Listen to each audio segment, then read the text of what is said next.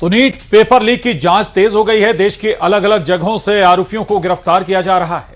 तो दूसरी तरफ एनटीए के बाहर छात्र प्रदर्शन कर रहे हैं। पेपर लीक से गुस्साए छात्र आक्रोशित हैं। इधर नीट पेपर लीक मामले में जांच एजेंसी एक्शन में है। अभी अभी पुणे क्राइम ब्रांच ने मनीषा नाम की एक आरोपी को हिरासत में लिया है।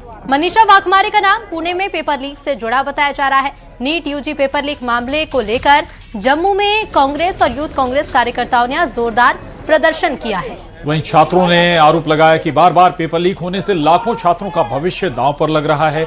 नीट पेपर लीक मामले का नासिक कनेक्शन भी सामने आया।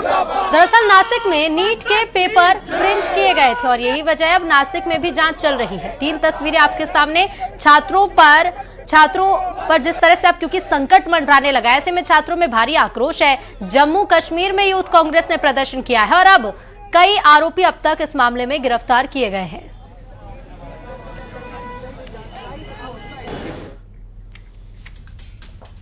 तो नीट पेपर लीक मामले में सीबीआई का एक्शन तेज हो गया है। नालंदा से गिरफ्तार 7 आरोपियों को सीबीआई रिमांड पर लेगी। रिमांड में लेकर 7 आरोपियों से सीबीआई पूछताछ करेगी। नीट पेपर लीक के मास्टरमाइंड की तलाश तेज हो गई है। मास्टरमाइंड राजा बाबू की तलाश में कई जगह पर छापेमारी की गई है। नीट पेपर लीक मामले में अब तक 11 आरोपियों को गिरफ्तार किया जा चुका है। उधर नीट पेपर लीक मामले में एक और बड़ा खुलासा सामने आया है। राजस्थान पुलिस की जांच के तार अब मध्य प्रदेश के सीहोर से जुड़ रहे हैं। पेपर लीक मामले के मुख्य आरोपी डॉक्टर शुभम खैरनार को महाराष्ट्र के नासिक से गिरफ्तार किया गया है। लेकिन चौंकाने वाली बात यह है कि शुभम सीहोर स्थित सत्य साई यूनिवर्सिटी में आयुर्वेद यानी BAMS का छात्र रहा है और इसे लेकर यूनिवर्सिटी कुलपति मुकेश तिवारी ने कहा कि शुभम ने 2021 में एडमिशन तो लिया था, लेकिन वो कभी क्लास या परीक्षा में शामिल नहीं हुआ। और फिलहाल राजस्थान पुलिस आरोपी की पूरी कुंडली खंगाल रही है ताकि इस बड़े नेक्सस का पर्दाफाश हो सके।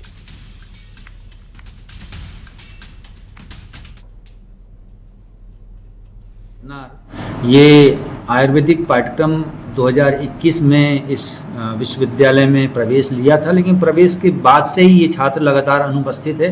किसी भी परीक्षाओं में, इंटरनल एग्जाम क्लासेस में कभी भी उपस्थित नहीं रहा। इस छात्र ने ना ही कोई भी परीक्षाएं उत्तीर्ण की हैं इस विश्वविद्यालय से। नहीं, 21 के बाद ये कभी आया ही नहीं, ना ही कोई परीक्षाएं दी हैं इसमें। और अगर आप भी सोना या चांदी खरीदने की प्लानिंग कर रहे हैं तो अब आपको पहले से ज्यादा कीमत चुकानी पड़ सकती है। केंद्र सरकार ने गोल्ड, सिल्वर और बाकी मेटल्स पर लगने वाली इंपोर्ट ड्यूटी में बड़ा इजाफा कर दिया है। नई दरें आज से लागू भी हो चुकी हैं और अब सोने पर कुल इंपोर्ट ड्यूटी 6% से बढ़ाकर सीधे 15% कर दी गई है। यानी विदेशों से सोना मंगाना महंगा होगा और इसका सीधा असर बाजार में कीमतों पर दिखेगा। सरकार के इस फैसले से शादी ब्याह के लिए ज्वेलरी खरीदने वाले लोगों की जेब पर असर पड़ेगा, तो वहीं निवेश के तौर पर सोना खरीदना भी अब महंगा हो जाएगा। सिर्फ सराफा बाजार ही नहीं बल्कि इलेक्ट्रॉनिक्स और मैन्युफैक्चरिंग सेक्टर की लागत भी बढ़ सकती है। दरअसल भारत में गोल्ड इंपोर्ट लगातार बढ़ रहा है और विदेशी मुद्रा भंडार पर दबाव बढ़ने की वजह से सरकार ने फैसला लिया। पीएम मोदी भी हाल ही में सोने की खरीद और खर्चों में संयम बरतने की अपील कर चुके हैं, जिसका साफ असर नेताओं और आम लोगों पर भी देखने को मिल रहा है।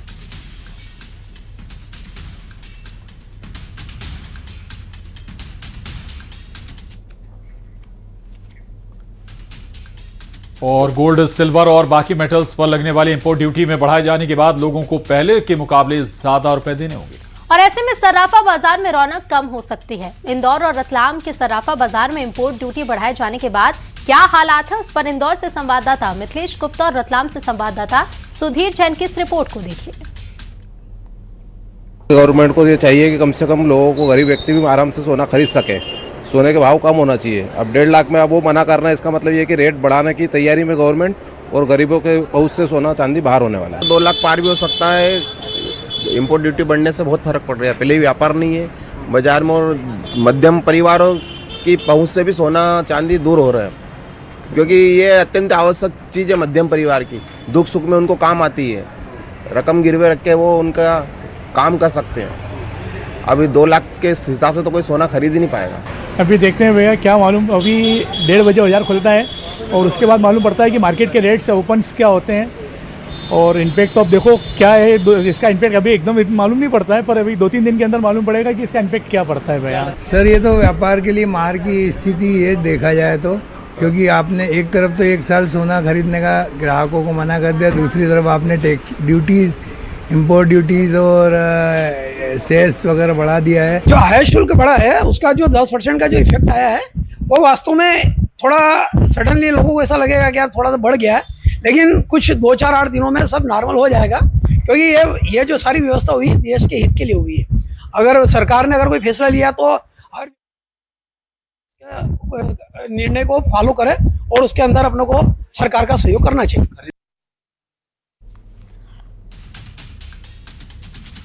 प्रधानमंत्री नरेंद्र मोदी ने 1 साल तक गोल्ड नहीं खरीदने की बात कही थी। अब गोल्ड के दाम बढ़ गए हैं, क्या सोने के बाद तेल के दाम भी बढ़ने वाले हैं? और अगर ऐसा है तो आम जनता पर भारी असर पड़ने वाला है। पेट्रोल डीजल की बचत को लेकर आम जनता का क्या कहना है वो भी आपको सुनना चाहिए। इंदौर से मिथिलेश गुप्ता की ये खास रिपोर्ट देखिए। जो अपना रुपया जहाँ से डॉलर के रूप में जाता है उसकी बचत होगी, इस वजह से उन्होंने बोला है। पेट्रोल या डीजल की या किसी चीज़ की कोई समस्या नहीं है, सिर्फ अपना रुपया बचे। लेकिन कहीं संकट के बीच में लोगों को वो तो उससे थोड़ा सा लोगों की माइनॉरिटी है, उससे तो कुछ कर ही नहीं सकते ना। देश के लोगों को कितना भरोसा है प्रधानमंत्री पर? पूरा भरोसा है। प्रधानमंत्री कह रहे हैं कि पेट्रोल डीजल का इस्तेमाल कम से कम करें, वर्क फ्रॉम होम करें, 1 साल तक गोल्ड नहीं खरीदे। लगातार देश के लोगों से अपील कर रहे हैं। तो सही कर रहे हैं, वो सही कर रहे हैं, गलत क्या बोल रहे हैं। अगर हम देश का पेट्रोल बचाएंगे, वर्क फ्रॉम होम करेंगे। आप देखिए ना कोविड-19 में जब वर्क फ्रॉम होम हुआ था तो मतलब ऑफिसों में जो देखे बिजली, मेंटेनेंस, पैसा, सब कुछ कितनी बचत हुई थी। और आज यही समझ ले कि अगर संकट काल आया है तो हम पूरी पब्लिक मिलके, जनता मिलके हम उनको सपोर्ट करें। पेट्रोल डीजल का इस्तेमाल जो है ज्यादा नहीं करें, मोदी जी अपील कर रहे हैं देश के लोगों से। क्या कहें? पेट्रोल डीजल का इस्तेमाल तो हमें वैसे भी ज़्यादा नहीं करना चाहिए, पब्लिक ट्रांसपोर्ट ज़्यादा यूज़ करना चाहिए, है ना। लेकिन अभी अपने यहाँ वो कल्चर आया नहीं है पब्लिक ट्रांसपोर्ट वाला। लेकिन पब्लिक ट्रांसपोर्ट जितना ज़्यादा यूज़ करेंगे उतना अपना डीजल पेट्रोल कम होगा, क्योंकि डीजल पेट्रोल पे हम तो निर्भर किस पे है, सब गल्फ कंट्रीज पे हैं। तो हमारे आत्मनिर्भर हम बने, पेट्रोल डीजल का साइकिल यूज़ करें, पब्लिक ट्रांसपोर्ट यूज़ करें, इलेक्ट्रिक व्हीकल यूज़ करने लग जाएँ तो ज़्यादा अच्छा होगा। संयम से ही पेट्रोल और डीजल यूज़ करेंगे तो अच्छा रहेगा। आने वाली जनरेशन भी पेट्रोल डीजल कम से कम देख पाएंगे कि ये ऐसा पेट्रोल डीजल होता था। पब्लिक कम है कि ज्यादा है, क्या ऐसा नजर आ रहा है? पब्लिक तो सर आ ही रही है, रेगुलर जो आ रही है वो थोड़ा सा देश से भी पब्लिक आ रही है। जैसे से हाँ, पैनिक कर रहे हैं लोग। हाँ। और प्रधानमंत्री नरेंद्र मोदी ने पिछले दिनों देश से ईंधन की खपत कम करने की अपील की थी, जिसके बाद उनकी पेट्रोल डीजल बचाने की अपील का असर अब देश के बड़े राज्यों में भी दिखने लगा है। पीएम ने खुद अपने काफिले में वाहनों की संख्या कम कर एक मिसाल पेश की है, जिसके बाद मुख्यमंत्रियों ने भी अपने बेड़े में कटौती शुरू कर दी है। मध्य प्रदेश के मुख्यमंत्री डॉक्टर मोहन यादव ने अपनी Z+ सुरक्षा के बावजूद काफिले को 13 गाड़ियों से घटाकर मात्र 8 कर दिया है। और अब उनके काफिले में वार्नर और काउंटर असॉल्ट जैसे वाहन नजर नहीं आएंगे। वहीं उत्तर प्रदेश में सीएम योगी आदित्यनाथ ने मंत्रियों और अपनी फ्लीट में 50% की कटौती के निर्देश दिए हैं। इधर दिल्ली में भी सीएम रेखा गुप्ता ने सरकारी कामकाज में गाड़ियों की संख्या सीमित कर दी है और कार पुलिंग को अनिवार्य बनाने की ओर कदम बढ़ाए हैं। साफ है कि सत्ता के गलियारों से शुरू हुई कि मितव्ययता की मुहिम अब आम जनता के लिए भी एक बड़ा संदेश है।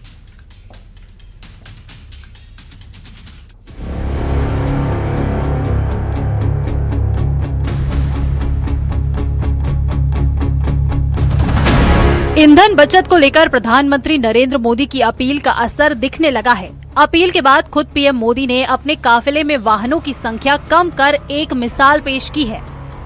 पीएम मोदी के बाद अब राज्यों के मुख्यमंत्रियों ने भी काफिले में शामिल गाड़ियों में कटौती शुरू कर दी है। एमपी, छत्तीसगढ़, यूपी समेत दिल्ली सीएम ने अपने काफिले में गाड़ियों की संख्या कम कर दी है। इसे पीएम मोदी की अपील के समर्थन के तौर पर देखा जा रहा है। मुख्यमंत्री डॉक्टर मोहन यादव ने अपने काफिले में कटौती की है। सीएम डॉक्टर मोहन को Z+ सुरक्षा है। सीएम डॉक्टर मोहन यादव ने काफिले में शामिल 13 से घटाकर 8 गाड़ियां कर दी हैं। काफिले में वार्नर और काउंटर असॉल्ट जैसे वाहन नजर नहीं आएंगे। वहीं सीएम विष्णुदेव साय ने भी 5 गाड़ियों की कटौती की है। काफिले में 13 की जगह सिर्फ 8 गाड़ियां चलेंगी और जल्द ही ईवी गाड़ियों को काफिले में शामिल किया जाएगा। मुख्यमंत्रियों ने 50% गाड़ियों की कटौती के निर्देश दिए हैं। मुख्यमंत्रियों के साथ साथ एमपी और छत्तीसगढ़ के मंत्रियों ने भी अपने काफिले में वाहनों की संख्या कम कर दी है। सत्ता के गलियारों से शुरू हुई ये मुहिम अब आम जनता के लिए भी एक बड़ा संदेश है। उधर अब इस पर सियासत भी शुरू हो गई है। कांग्रेस ने बीजेपी पर हमला बोला है। प्रधानमंत्री जी ने जो आह्वान किया है वो इस देश की अर्थव्यवस्था को सुदृढ़ करने और हम सबके भविष्य के सुनहरे निर्धारण के लिए किया है। निश्चित रूप से ये हमारा दायित्व है कि यदि हम इस देश के लिए कुछ करना चाहते हैं तो प्रधानमंत्री जी की सलाह को, उनके आह्वान को स्वीकार करें।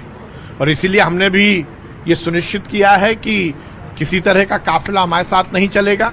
मैंने अपने कार्यकर्ताओं को भी अपील की है कि कम से कम पेट्रोल डीजल का उपयोग करें और ये सुनिश्चित करें कि हम प्रधानमंत्री जी के आह्वान को स्वीकार करें। एक तरफ तो मोदी जी पूरे देश को संदेश देते घूम रहे हैं कि पेट्रोल डीजल बचाइए, दूसरी तरफ खुद उनकी ही पार्टी के नेता 200 गाड़ियों के काफिले के साथ प्रदेश के चक्कर लगा रहे हैं। तो पहले तो उनको घर से शुरुआत करनी चाहिए, दूसरी तरफ वो देश से कहते हैं कि हम सोना कम खरीदो। तो मैं पूछना चाहता हूं कि सोना एक सिर्फ धातु नहीं है, सोना इस देश की कहा जाए हमारी सभ्यताओं, हमारी संस्कृति से जुड़ी हुई एक धातु है, जिसके बिना किसी भी विवाह की कल्पना करना भी नामुमकिन है। सियासत अपनी जगह है, लेकिन ईंधन बचाने के लिए ये प्रयास काफी अहम साबित हो सकते हैं। सरकार ही नहीं बल्कि सरकारी कामकाज में गाड़ियों की संख्या सीमित कर दी है और कार पूलिंग को अनिवार्य बनाने की ओर कदम बढ़ाए जा रहे हैं। न्यूज़ 18 के लिए ब्यूरो रिपोर्ट।